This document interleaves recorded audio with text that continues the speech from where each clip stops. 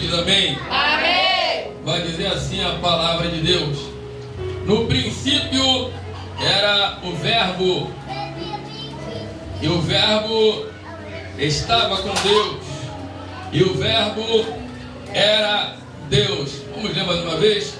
No princípio era o Verbo, e o Verbo ele estava no princípio com Deus. Todas as coisas foram feitas por Ele, e sem Ele nada do que foi feito se fez. E a igreja pode se assentar dando glória ao nome de Deus.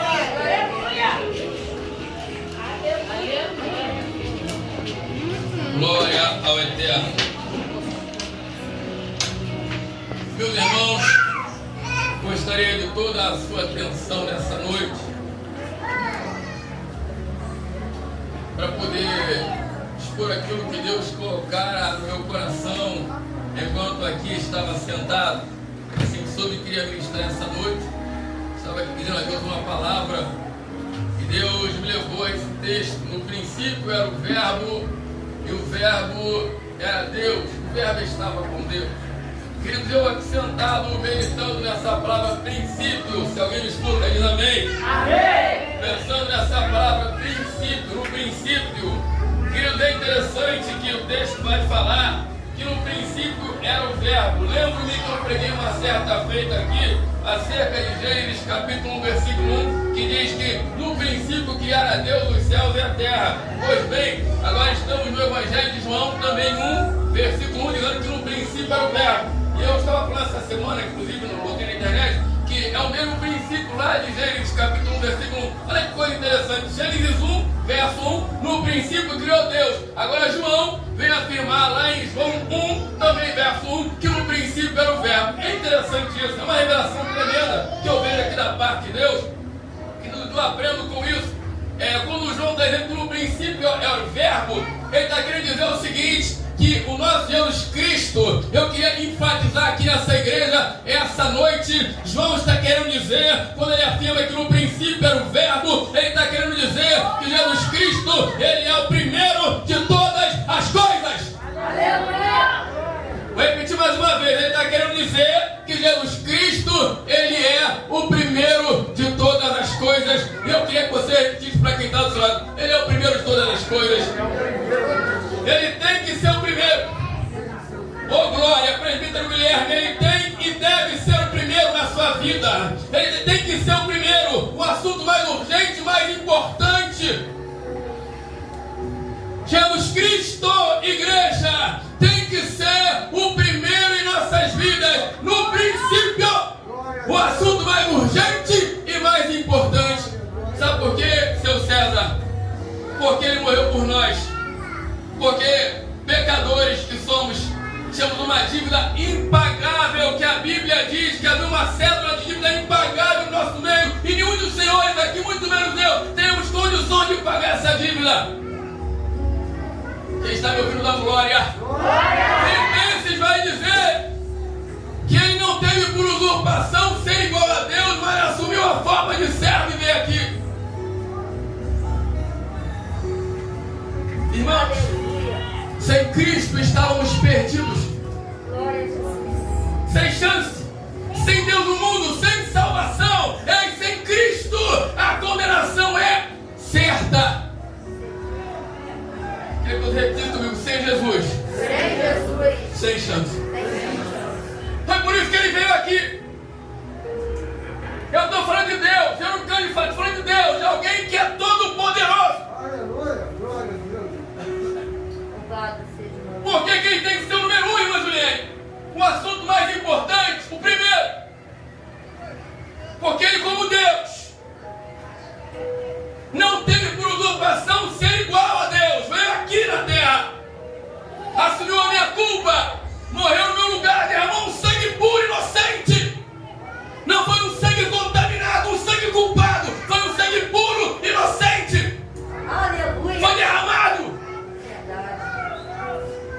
para que eu fosse lavado, purificado, justificado, para que a minha dívida fosse paga. Ei, você era endividado e a sua dívida foi paga. Quem pode dar glória a Deus por isso?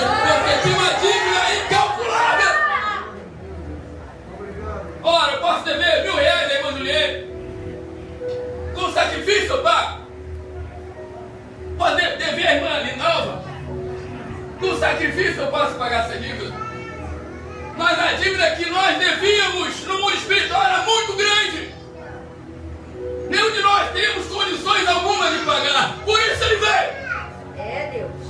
Ele amou o mundo de tal maneira que ele veio e comprou nosso barulho, comprou nossa dívida. Eu vou repetir aqui: se fez réu no nosso lugar, assumiu nossa culpa, foi crucificado no meu e no teu lugar. Ora, aquela cruz não era dele, inclusive o tamanho não era o tamanho dele. Aquela cruz era sua, aquela cruz era sua, aquela cruz era sua, aquela cruz era minha, aquela cruz era nossa. Mas ele veio e assumiu a nossa cruz. Por isso ele tem que ser na nossa vida o número 1, o mais importante, porque nos comprou para o nosso Senhor. Só quem foi comprado, só quem foi comprado, só quem foi comprado. Interessante, no princípio era o verbo, ou seja, ele é primeiro de todas as coisas. E quando eu olho para esse texto, João dizendo que no princípio era o verbo, ele está querendo dizer o seguinte: que antes de existir o princípio, Cristo já existia. Você não entendeu? Se eu tivesse tentado glória aí. Quando ele no princípio era o verbo, entendeu? Antes de existir o princípio, Cristo já existia. E outra coisa, ele não existe por causa do princípio, muito pelo contrário, é o princípio que existe por causa dele. Você entendeu? Antes de existir o princípio, seu César, Cristo já existia. E ele não existe por causa do tempo.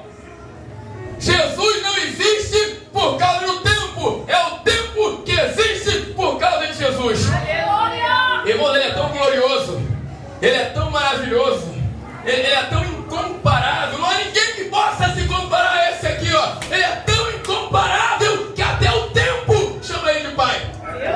Oh, glória! Até a eternidade chama ele de Pai. Prova, vou provar isso aí, eu vou dizer. Ele será chamado Príncipe da Paz e Pai da Eternidade. Então ele não existe por causa do tempo. É o tempo que existe por causa dele. E antes de existir o tempo, ele já existiu. Que coisa tremenda, né?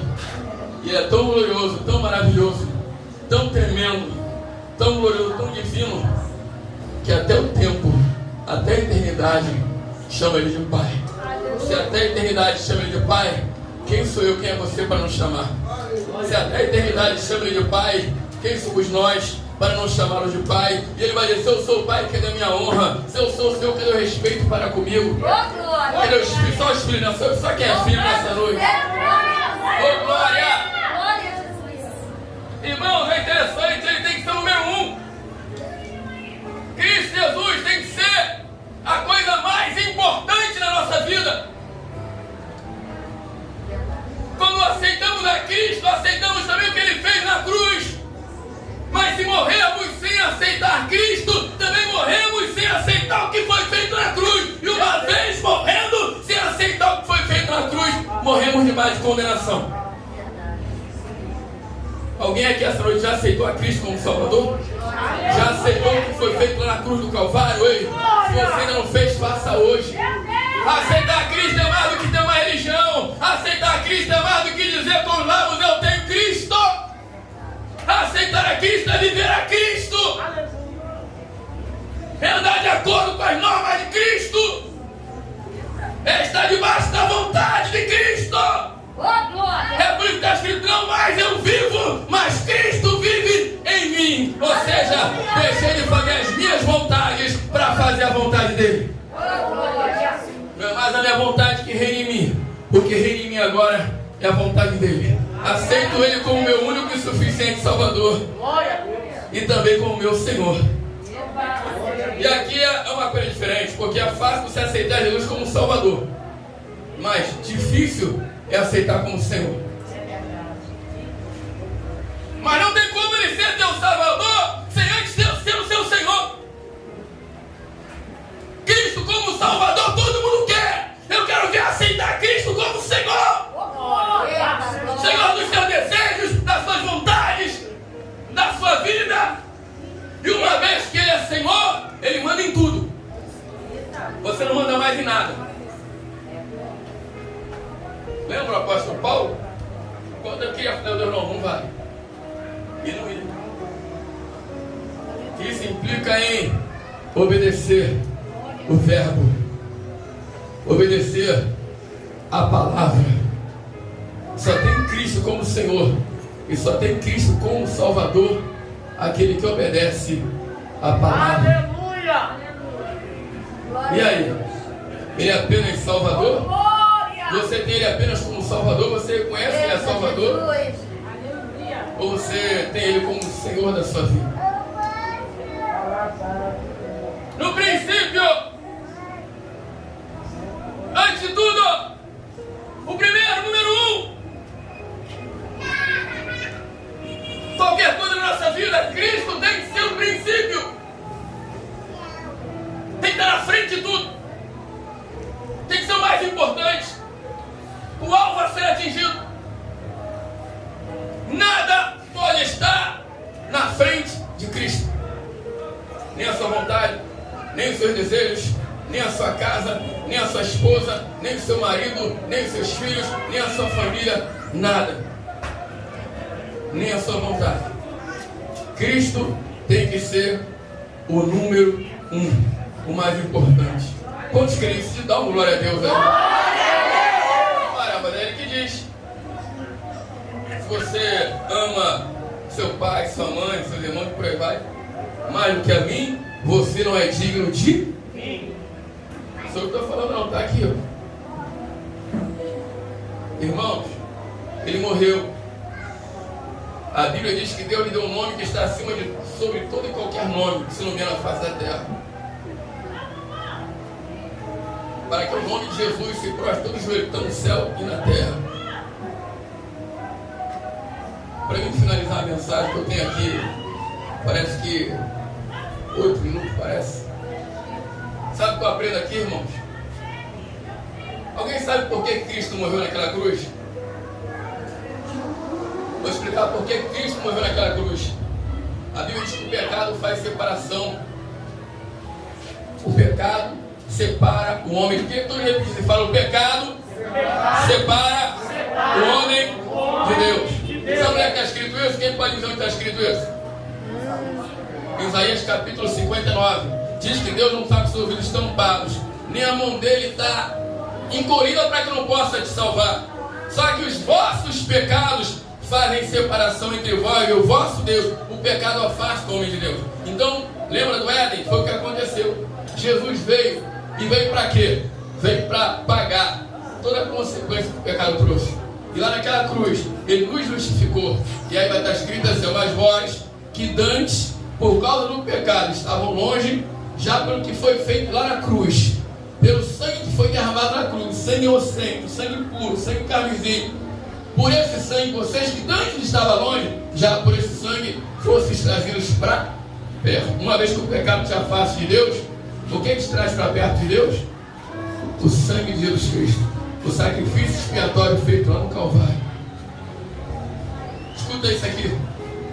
Se o sangue te aproxima, por exemplo, aqui por gentileza, perto de, pode ficar com o guerreiro. Olha para cá, irmão. Eu estou em comunhão com o Guilherme ou não estou? Estou junto ou estou separado? Estou afastado, não estou? Não estou afastado dele? Sim. Sabe o que Jesus fez na cruz morrendo por nós lá? Ele é Deus, eu sou o pecador. O pecado nos separava um do outro. Quando Jesus morre, derrama o seu sangue e fala: está consumado, e ressuscita para a glória de Deus Pai. Esse está consumado, e Deus diz: olha, já cumpriu o que tinha que ser feito. Um muro de separação foi quebrado. Agora não tem mais nada que me impeça de me aproximar de Deus. A parede da separação foi quebrada na cruz. Agora eu posso me aproximar de Deus. Ou seja, aquilo que trazia a separação foi destruído. Então agora a comunhão é possível. Cristo morreu para restabelecer a comunhão que foi perdida lá no Éden. Comunhão.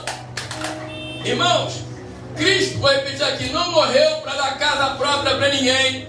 Cristo não morreu para dar saúde para ninguém. Cristo não morreu para prosperar ninguém. Cristo morreu para restabelecer a comunhão do homem com Deus. Aleluia. Tudo isso é consequência. Explica, pastor, vou explicar.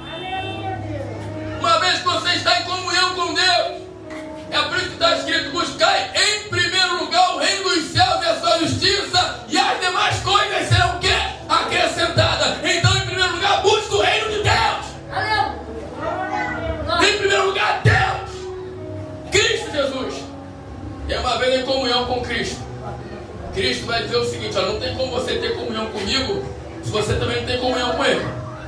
Uma coisa leva a outra. Porque como é que eu posso dizer que eu amo a Deus se aborreço meu irmão? Se aquele que diz eu amo a Deus, ela vai ser mais mentiroso. Porque se eu não consigo amar meu irmão que eu estou vendo, como é que eu amo a Deus que eu não vejo? Não sou eu, está escrito aqui, ó. Comunhão com Deus e comunhão com o próximo. Isso é aquilo que nós estamos vivendo hoje, Santa Ceia. Ele morreu para isso, coinonia, nos aproximar de Deus e nos aproximar como irmãos que somos.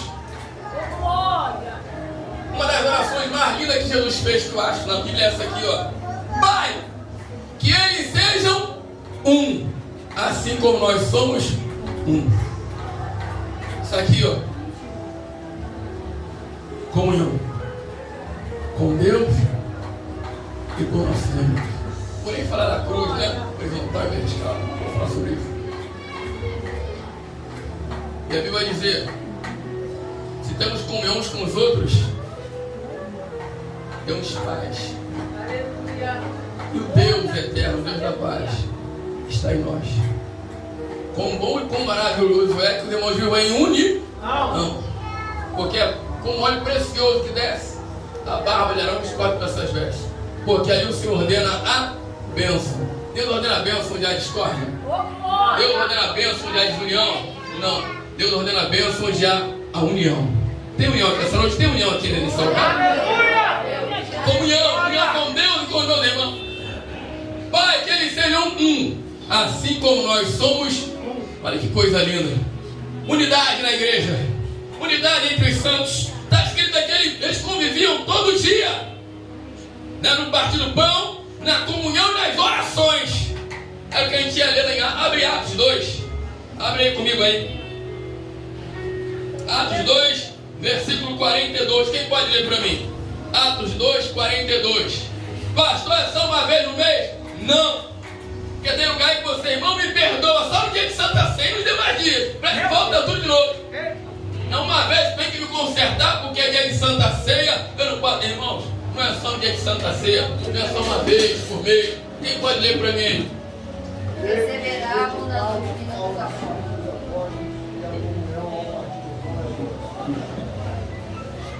Tem outro texto que diz assim: todos os dias perseverar na doutrina, na comunhão, na oração e no partir do pão. Fala para quem dá sua irmã, é todo dia. Todo dia comunhão com Deus, todo dia comunhão com o irmão. Uma coisa não vive sem a outra. A palavra de ordem é comunhão. Comunhão. Estaremos hoje participando da Santa Ceia em memória do que foi feito na cruz por nós. Mas na verdade isso tem que estar em nossa memória todo dia. Temos que entender que todo dia temos que estar ligados na videira, porque o arrebatamento pode acontecer a qualquer momento. Como foi dito aqui, vem tempos difíceis pela frente, e só quem estiver em comunhão com Deus e com o irmão vai conseguir suportar o que vem por aí. Então, queridos, que possamos guardar isso no coração essa noite. Entender que Cristo tem que ser o primeiro, o assunto mais importante, mais urgente de nossas vidas. Entender que Ele é primeiro antes de tudo. E assim tem que ser o primeiro em nossas vidas também. E que nós temos que manter firme essa comunhão com Ele. Muita coisa vai vir para tentar afastar-nos dessa comunhão, mas fica firme. Comunhão com Deus, comunhão com o irmão, porque um dia isso que está acontecendo aqui, ó, vai se realizar lá na glória. No estado mesmo aconselhou para cearmos com Ele, mas para que possamos chegar lá, primeiro temos que ensaiar aqui. Sabe o que vai nos levar para o céu? A vida dedicada e voltada em obediência a Deus, o amor a Deus e o amor ao próximo. O maior mandamento é esse. Não tem igual. Amor. Amar a Deus acima de tudo e o teu próximo como a ti mesmo. Jesus vai dizer: quem fez isso, cumpre a lei. Então que você possa receber essa palavra e fazer com que Cristo seja número 1 na sua vida. Que Ele seja o alfa, o ômega, o princípio e o fim. Para a glória de Deus Pai. Amém? Que você viva até o final com isso no seu coração. Cristo, o mais importante. Cristo no início, Cristo no final. Para que possamos estar juntos na glória, à mesa do Cordeiro, glorificando e exaltando aquele que era, que é e que será por toda a eternidade. Porque ele é imutável, ele não muda. Ele não tem sombra de variação. Quem muda sou eu e você, mas ele não. Então que possamos guardar essa palavra, Cristo sempre. Cristo mais importante. Cristo em mim, eu em Cristo, e também o nosso amor e o nosso carinho aos nossos irmãos em Cristo. Não são amigos, não somos colegas, somos família, somos família de Deus. Ele é o Pai, nós somos irmãos. Então, família vive em união, família ama uns aos outros. E não podemos esquecer de forma alguma. E você que não aceitou Cristo, o tempo é hoje e agora, porque o amanhã a Deus pertence. Assim eu agradeço a oportunidade em nome de Jesus.